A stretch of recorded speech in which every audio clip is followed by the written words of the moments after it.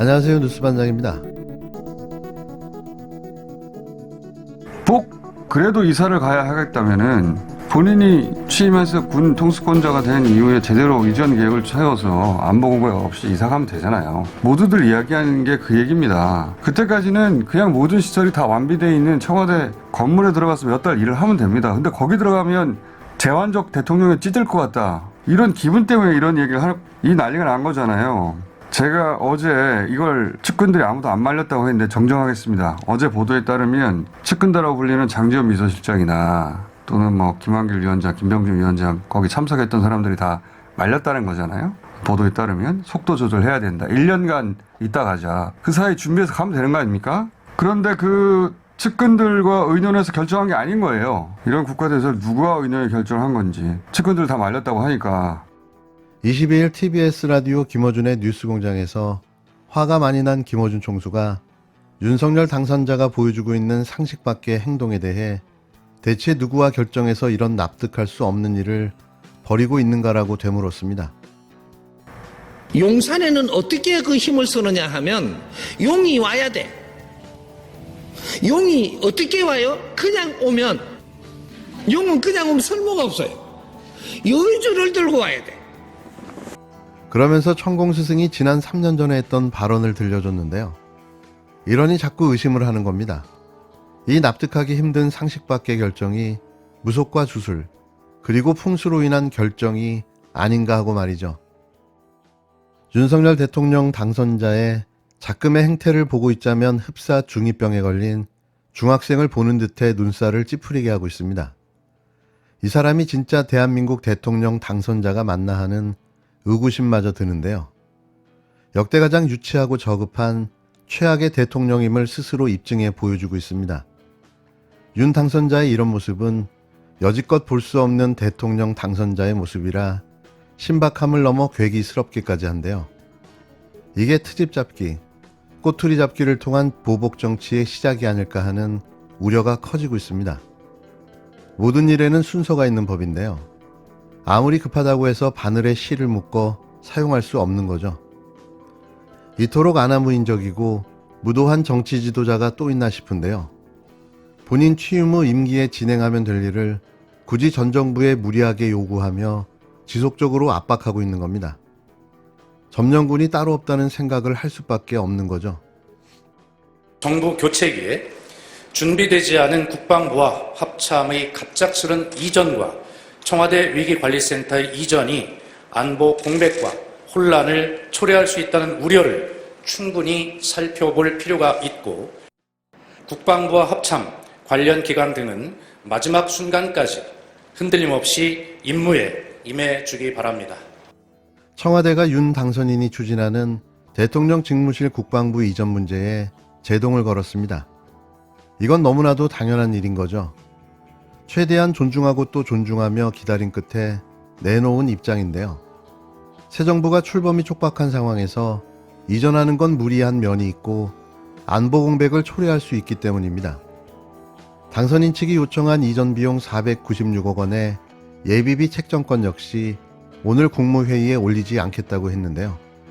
국가안전보장회의, NSC 확대 관계 장관회의가 윤석열 당선인의 직무실 이전 강행 방침에 제동을 걸고 나섰습니다.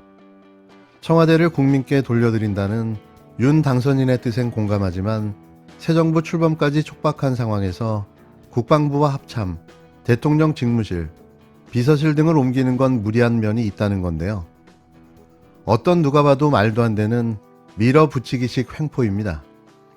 지금 계속 고조되고 있는 북한 미사일 발사 등 안보 위기 상황에서 안보 공백이 우려된다는 이유에서인데요.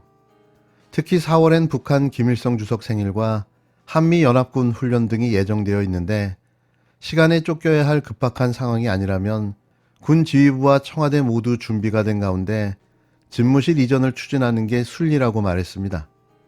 NSC는 이 같은 우려를 당선인 측과 인수위에 전달하고 필요한 협의를 거쳐 최종 입장을 결정할 거라고 밝혔는데요. 그러면서 국방부와 합참 등 군 지휘부의 원래 임무에 충실할 것을 지시했습니다. 너무 당연한 지시이며 진작에 나왔어야 될 입장이었습니다. 대통령 직무실 이전에 따른 군 지휘부 재배치는 안보와 직결된 사안인 만큼 현 군 통수권자인 문 대통령이 승인할 문제인데 윤 당선인 측이 사전 협의도 없이 강행하자 NSC가 제동을 걸고 나온 모양새인데요. 이에 따라 윤 당선인 측이 집무실 이전 비용으로 요청했던 496억 원의 예비비 국무회의 승인도 일단 보류하기로 했습니다. 윤 당선인은 통이동에서 정부 출범 직후부터 바로 조치할 시급한 민생 문제와 국정 과제를 처리해 나갈 것입니다. 5월 10일 0시부로 윤석열 당선인은 청와대 완전 개방 약속을 반드시 이행하겠습니다. 윤석열 당선인 측은 문 대통령의 협조 거부로 당장 용산 이전을 강행할 수 없게 됐다면서 새 정부가 출범해도 청와대가 아닌 통이동 인수위 사무실에서 국정 과제를 처리하겠다고 맞섰습니다.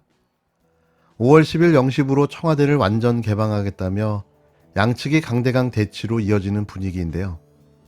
5월 9일 퇴임하는 문재인 대통령에게 10일까지 방을 빼라는 으름장을 놓은 거죠. 예상치 못한 청와대의 제동에 윤 당선인 측은 안타깝다면서도 정부 출범 직후에도 통이동에서 국정과제를 처리하겠다며 직무실 이전에 대한 기존 입장을 굽히지 않았는데요. 청와대에 들어가면 무슨 변이 난다고 무속인이나 법사에게 이야기를 들은 걸까요? 이토록 청와대에 들어가기 싫어하는 이유가 갑자기 궁금해졌습니다. 윤 당선인 측의 이 같은 입장은 윤 당선인의 임기 시작 전까지 용산 국방부 청사에 직무실을 이전하지 못하면 통이동 인수위 사무실을 그대로 쓰면서 용산 직무실 계획을 추진하겠다는 벼랑 끝 강경 대응으로 읽히는데요. 땡깡도 이런 땡깡이 없는 거죠. 기가 막힐 노릇입니다. 윤 당선인 측은 또 문재인 대통령이 인수인계의 필수사항을 거부한다면 강제할 방법이 없다면서도 새 정부가 출범하는 즉시 청와대를 완전 개방하겠다고 벼르기도 했는데요. 이 과정에서 당선인 측 김은혜 대변인은 협조를 거부하신다면 강제할 방법이 없다라는 말을 해 오만 방자함의 극치를 보여줬습니다. 이 발언이 김 대변인의 독자적인 워딩인지 윤 당선자의 워딩인지는 정확히 알 수 없지만 중요한 것은 문 대통령이 윤 당선자의 대통령 직무실 용산 이전 협조를 거부한 것에 대해 강제할 방법이 없다는 표현을 한 건데요. 흡사 검찰이 참고인 소환을 거부한 당사자에게 하는 전형적인 검찰의 겁박의 말투인 거죠. 이런 뜻인 겁니다. 네가 그래봤자 너의 신상에 이루을 곳이 없다라는 뜻으로 해석되는데요. 이는 보복하겠다는 의미로도 들리는 대목입니다. 검찰공화국의 대통령다운 워딩인데요. 여기에 국힘당도 쌍수를 들고 가세했습니다. 허은하 수석대변인은 논평에서 가뜩이나 코로나19로 고통받는 국민들께 볼성 사나운 모습을 보여서야 되겠느냐며 청와대는 더 이상 지체하지 말고 즉각 국무회의에서 예비비 편성안을 상정하라고 계속 압박했는데요. 누가 볼성 사나운 모습을 보이고 있는지 자신들의 얼굴을 거울로 좀 봤으면 좋겠습니다. 재복구에 써야 할 예비비를 청와대 이전 비용에 쓰겠다는 발상, 그 자체가 반민생적입니다. 인수위는 국무회의 의결을 정부에 강제할 아무런 법적 권한이 없습니다.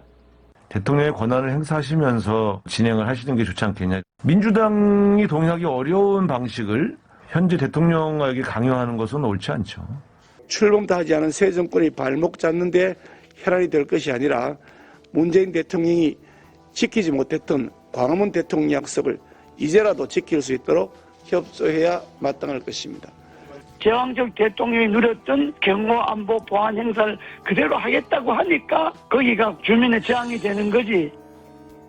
대통령 직무실 이전 문제가 왜 이 시점에 느닷없이 전국의 핵으로 떠오른 걸까요? 흡사 더 큰 이슈와 사건을 만들어내 다른 건을 덮으려 하려는 의도가 있지 않나 하는 의심을 해보는데요. 대선이 끝나고 이어져야 할 대장동 특검, 본부장 비리 수사, 그리고 검찰과 언론 개혁 이슈가 사실상 용산 이전으로 덮여버렸죠. 이게 저들이 의도했건 안 했건 간에 지금 벌어지고 있는 상황입니다. 이러다가 또 당하는 게 아닌가 하는 생각을 해보는데요.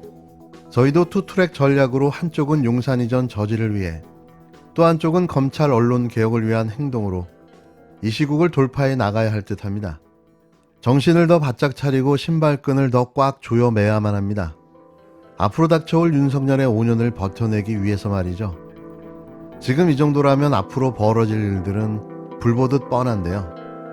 다들 몸 조심하며 잘 살아남아야 될 듯합니다.